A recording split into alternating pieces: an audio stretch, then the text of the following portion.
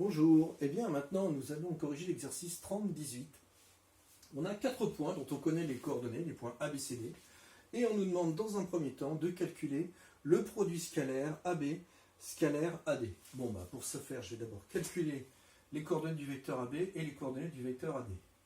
AB. Bon, alors je rappelle, c'est les coordonnées du point B moins les coordonnées du point A. Moins 2, moins 3, ça fait plus 3, moins 2. Donc AB, il a pour coordonnées 1, moins 4. Le vecteur AD maintenant,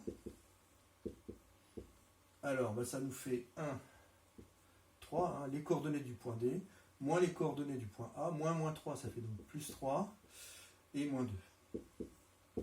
Ce qui fait comme coordonnées 4 et 1. Très bien. Bon, maintenant, le produit scalaire AB, scalaire AD, je vous rappelle, c'est la formule xx' plus yy', c'est-à-dire 1 fois 4 plus moins 4 fois 1. Ça fait 0. Donc ça, moi, ça me dit un truc sur les deux vecteurs. Ça veut dire que AB et AD sont orthogonaux. Très bien. Deuxième question, elle est là. Démontrer que le quadrilatère ABCD est un rectangle. Bon, alors je vais dessiner un rectangle. ABCD. ABCD.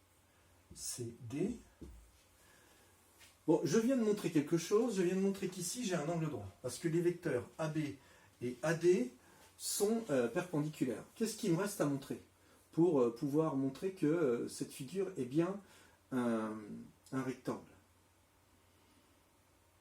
Eh bien, ce qu'on pourrait faire, par exemple, c'est de montrer que la longueur, qu'on est en présence aussi d'un parallélogramme.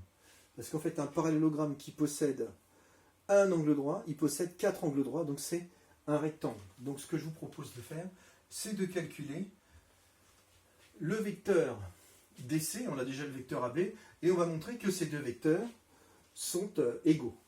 Bon, alors j'y vais, DC.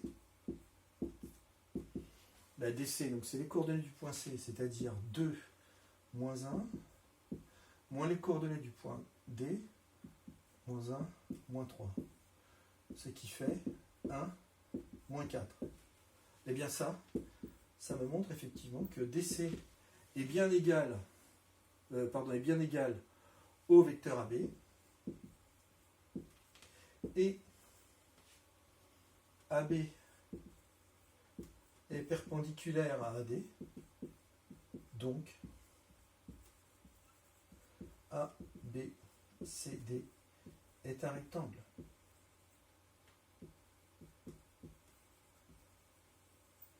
Je vous rappelle l'idée, c'est que un parallélogramme qui possède un angle droit, eh bien, il possède 4 angles droits.